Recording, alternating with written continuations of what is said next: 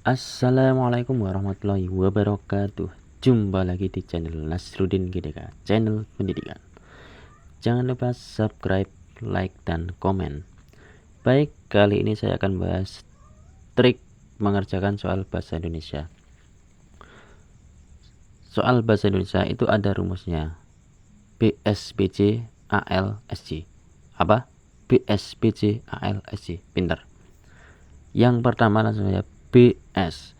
Bahasa Indonesia itu identik soalnya panjang, maka kita harus tahu cara menyiasatinya, yaitu BS.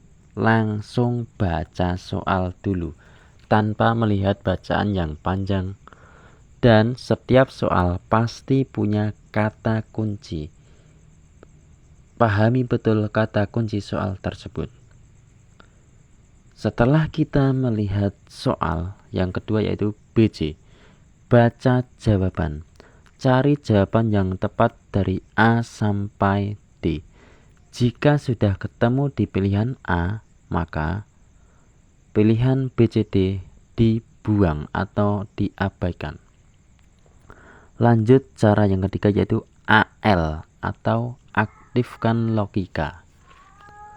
Silahkan logika kalian diaktifkan untuk mengingat materi yang telah kalian pelajari atau untuk memahami kata kunci yang diminta setiap soal.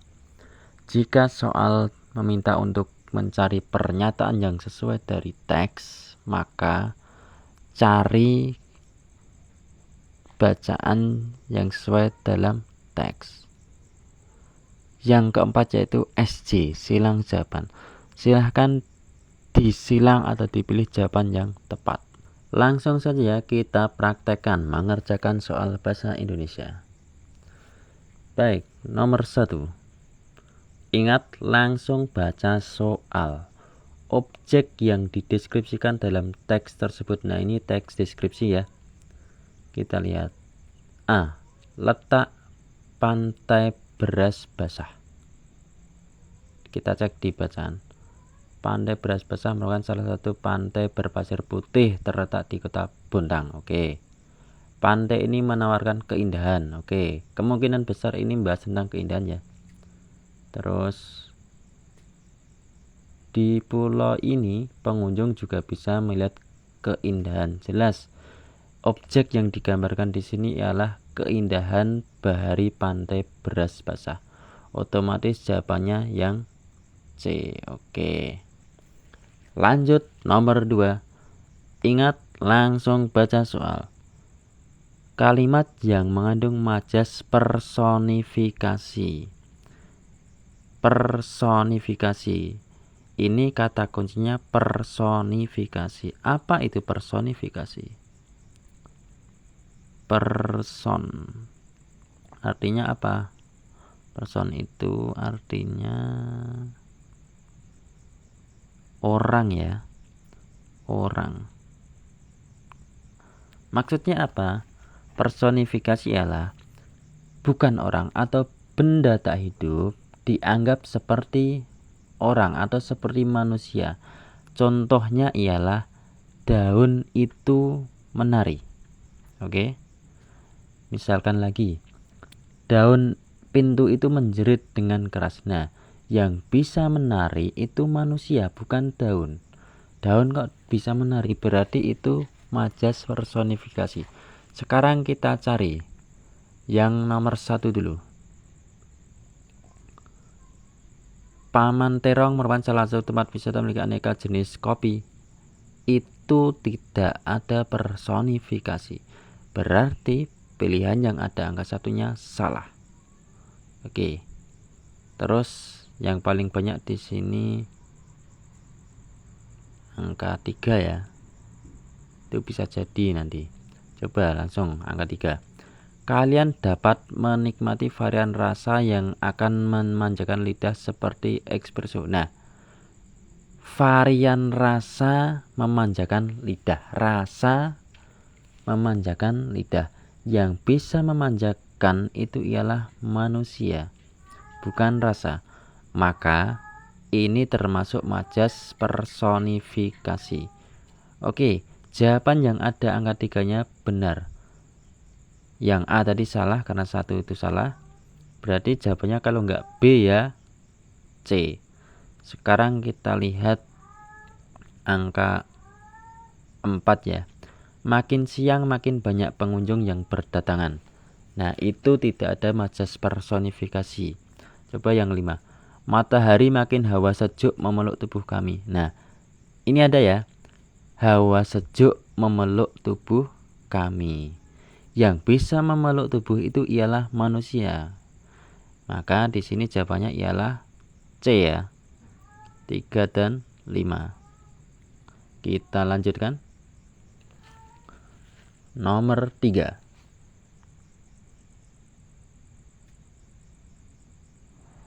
Ini sudah saya bahas ya. Nomor 4 berarti. Dengan mengunjung Pantai Terong, kalian pun ikut titik wisata dan kerajinan lokal. Soalnya apa? Kalimat rumpang. Nah, kalimat rumpang itu ditandai dengan apa? Ditandai kurung, titik kurung. Itulah yang dinamakan kalimat rumpang. Ketika kalian menjumpai kalimat rumpang, kalau yang diminta kata silahkan dimasukkan dalam kurung itu. Oke, kita coba satu persatu ya. Kalian pun ikut memamerkan wisata dan kerajinan lokal. Ini tidak betul ya. Harusnya lebih ke promosi ya. Promosi. Tapi pertanyaannya yang benar mempromosikan atau mempromosikan? Apa yang benar? Ya, tepat. Yang benar ialah mempromosikan. Karena huruf KTSP ketika mendapat imbuhan me itu luluh ya. Contohnya me ditambah sapu. Itu bukan mensapu tapi menyapu. Lagi contohnya me ditambah konsumsi. Itu bukan mengkonsumsi tapi mengonsumsi. K-nya luluh. Itu ya, termasuk berarti me plus promosi. Berarti P-nya juga luluh. Jadinya apa? Mempromosikan. Jadi jawaban yang tepat yang C. Ya, benar. Kita lanjutkan sekarang nomor 5. Baik. Ini berkaitan dengan pantun ya. Pantun itu ciri-cirinya terdiri dari 4 baris. Baris pertama dan kedua itu sampiran. Baris ketiga dan keempat itu isi. Nah, yang perlu kalian cermati ketika diminta melengkapi sebuah pantun itu harus sajaknya harus AB-AB. Apa itu sajak itu? Bunyi akhir. Jadi bunyi akhir baris pertama harus sama dengan baris ketiga. Baris kedua bunyi akhirnya harus sama dengan baris keempat. Oke. Ini yang tepat apa ya? Kemana kancil kita kejar, ke dalam pasar kita mencari. Titik-titik setelah besar senanglah diri. Nah, kemana kancil kita kejar. Jadi baris ketiga bunyi akhirnya nanti ar atau gitu ya. Atau jar ya. Nah, yang A, kita lihat yang A. Ketika kecil rajin belajar, setelah besar senanglah diri. Nah, ini sudah ketemu ya. Jawaban yang paling tepat yang A. Oke. Kalau jawaban A udah ketemu, B, C, D silahkan diabaikan. Lanjut soal nomor 6. Ini ada cerita ya. Watak tokoh Ardi dalam cerita tersebut adalah, ingat kata kuncinya tokoh Ardi wataknya gimana? Kita baca sebentar. Ardi, maafkan aku. Maaf telah merusak laboratorium untuk penelitian ini. Kata mengibah. Enggak apa-apa asalkan dirimu bisa selamat. Nah, ini yang menjawab Ardi ya. Jadi Ardi mempunyai watak apa? Memaafkan. Nah, pemaaf. Nomor 6 A. Diambil dari ini ya. Enggak apa-apa asalkan dirimu bisa selamat. Oke. Sekarang kita lanjutkan nomor 7. Masih berkaitan dengan cerita. Latar waktu yang terdapat dalam cerita tersebut adalah berkaitan apa kata kuncinya? Waktu. Oke. Dari kalimat pertama ya. Ketika itu matahari sudah condong ke barat. Nah, matahari condong ke barat itu waktunya berarti apa? Pagi, sore, siang, atau malam? Jelas ya. Kalau matahari ke barat itu pasti sore. Berarti jawabannya B. Ya, benar. Oke. Kita lanjut. Nomor 8. Ini ada cerita fantasi. Kita langsung baca soal. Keajaiban yang terdapat dalam cerita tersebut adalah ajaib. Ajaib itu berarti sesuatu di luar logika, di luar nalar. Kita langsung aja ya. A, B, C, D. Yang ajaib apa? Polisi yang bisa mendengarkan suara hati. Nah, di teks itu tidak ada kata polisi. Berarti otomatis A. Apakah ada bisa membaca suara hati? Mana? Kukira ada petugas polisi yang masih berkeliaran dan kebetulan bisa membaca suara hati orang lain. Nah, itu kukira ya. Berarti bukan itu jawabannya. Yang B. Kertas bekas nasi kuning berbicara. Coba kita lihat ya. Kertas, kita cari kertas. Kertas.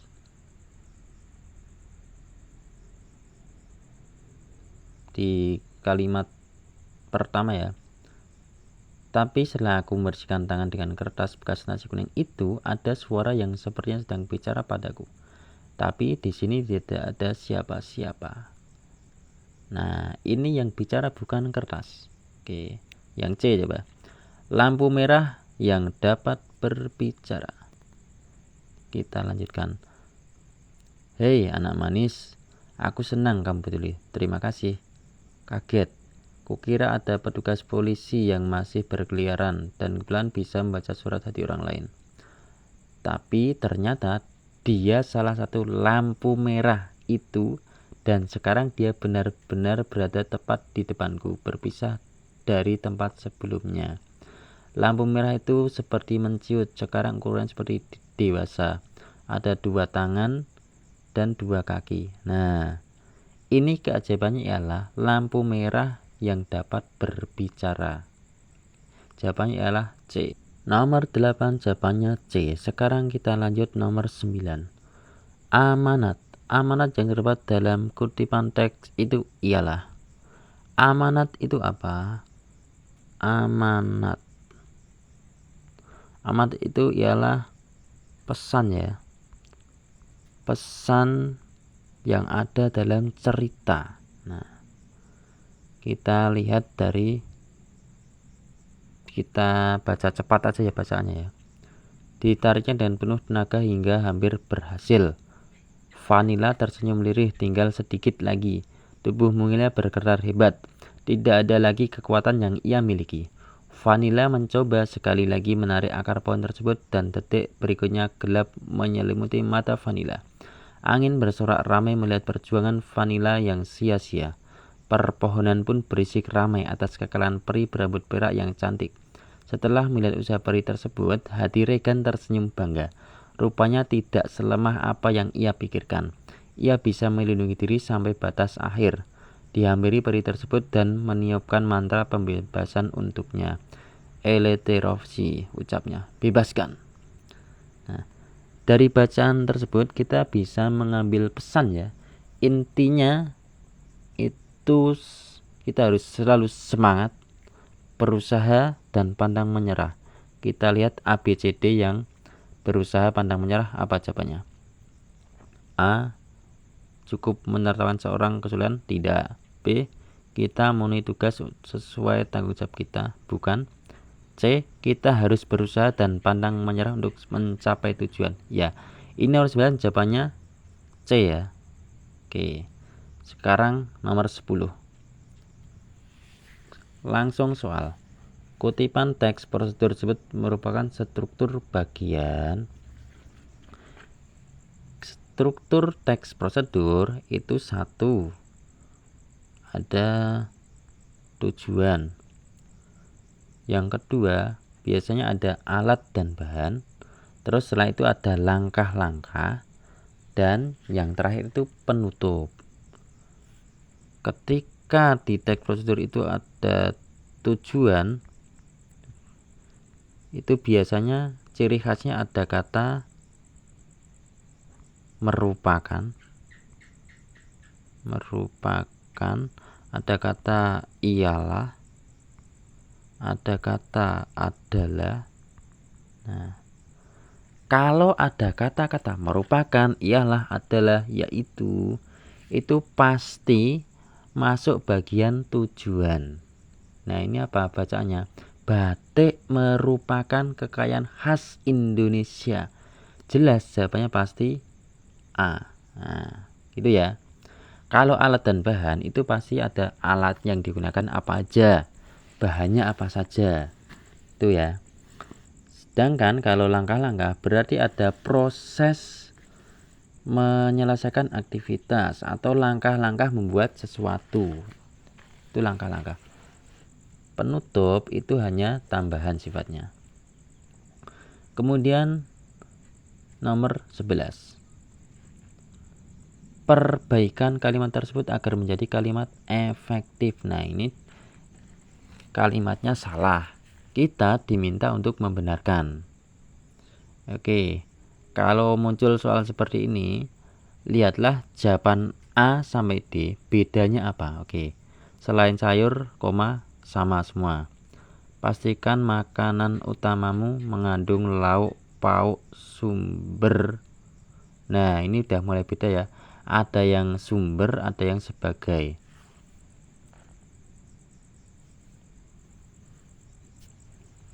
Kalau ini lebih ke sumber ya, yang benar ya. Berarti pilihan BC salah. BC salah, jangan dipilih. Terus A sama D bedanya apa? Sumber protein hewani dan nabati. Nah, yang A itu lauk pauk sumber protein hewani dan sumber protein nabati. Karena sumber protein itu ada kata yang sama, cukup dipakai satu kali aja ya. Jadi jawaban yang benar yang D. Selain sayur, tambah koma ya. Pastikan makanan utamamu mengandung lauk pauk sumber protein hewani dan nabati. Oke. Soal terakhir ya. Nomor 12.